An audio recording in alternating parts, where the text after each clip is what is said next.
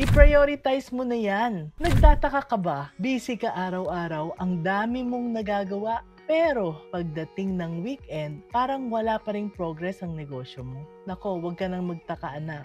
Maraming business owners ang ganito ang pinagdadaanan. Katulad ni Nanette. Nanette owns a small shoe business. She started with a dream to build a Filipino brand of stylish yet durable leather shoes. At first, masaya siya. Sales were coming in. Tuki customers were happy and she loved creating new designs.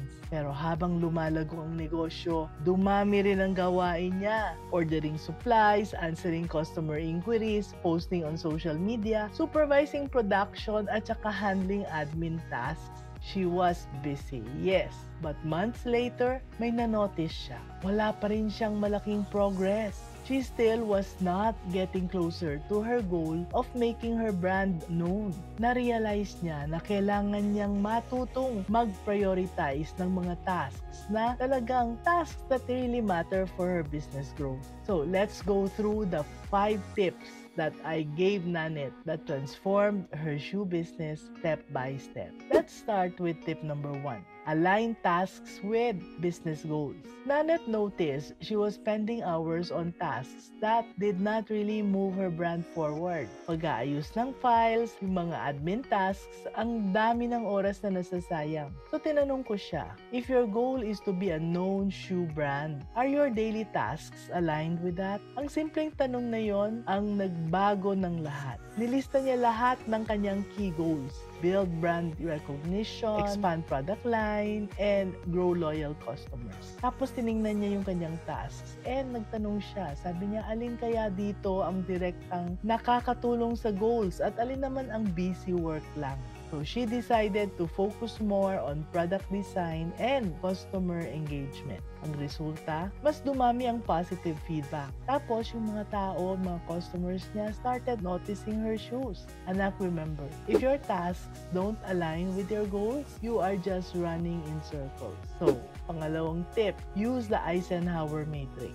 Kahit na alam niya na kung ano yung goals niya, Nanette did not know what to prioritize. Lahat ng goals felt urgent and important. So tinuruan ko siyang gumamit ng Eisenhower matrix and it changed the way she looked at her tasks. She learned to separate what really needed immediate attention from what could wait. Yung mga production deadlines, yung mga customer complaints, they went to the urgent and important category sa quadrant 1 because these had to be handled the right way. Tapos yung designing new shoe styles or building partnerships, importante pero hindi naman urgent. So she could schedule dedicated time to them without feeling stressed. So tasks like replying to every single email immediately were urgent but not really important. So scrolling endlessly for inspiration also fell into neither urgent nor important. These were basically the things that she could cut back on. So once she applied this, everything became very clear. She could deal with urgent issues while still making time for the tasks that truly grew her brand.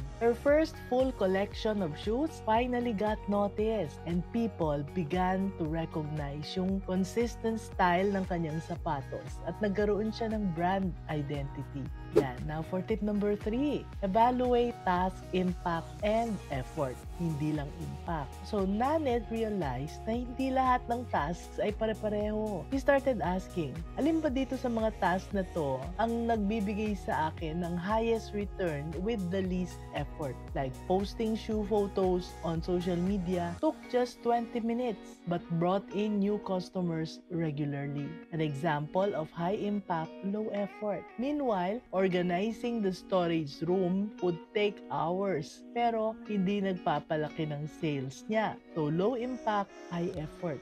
By scheduling low impact tasks less often and delegating when possible, she freed time for high impact work like reaching out to fashion bloggers at saka planning launch events. Ang resulta, mas maraming customers, mas maraming engagement sa social media, at mas malaki ang kita. So anak, focus your time and energy where it matters most. Tip number 4, be flexible and reassess regularly. Nanette learned that priorities are not fixed. Business changes. Nagsishift ang mga markets, yung mga customers naman nag-i-evolve. Ang akala niya, yung customers niya only wanted classic leather shoes. But one day, she noticed that merong mga requests for casual leather sneakers. Even though it was not part of her original plan, nag-adapt siya. Nag-gather siya ng mga feedback, pinag-aralan niya yung mga trends, at na-realize niya na ito ay mas aligned sa kanyang bigger goal,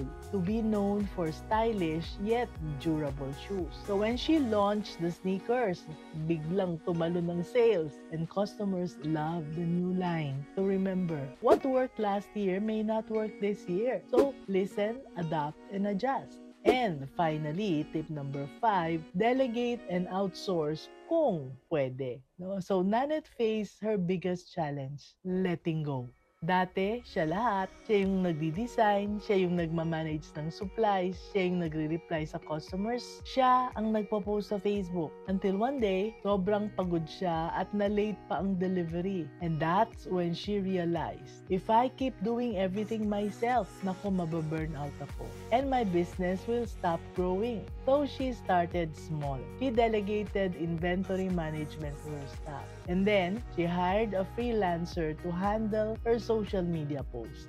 Sa totoo lang, she was scared. Baka hindi kasing ganda ang gawa ng iba. But when she trained and communicated clearly, nakita niya yung improvement. She got her time back and her business grew faster. Now, Nanette focuses on what only she can do, tulad ng designing shoes at saka building the brand. Alam mo anak, delegation is not weakness. It is wisdom. Kaya, yung journey ni Nanette shows us this.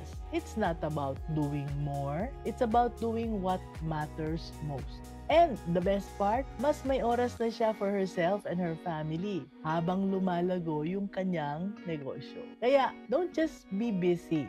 Be impactful. That's how to be business-minded, Pinoy. And if you want to avoid common business mistakes, learn more about my Business Basics for Business Owners course. Check the link in the comment section.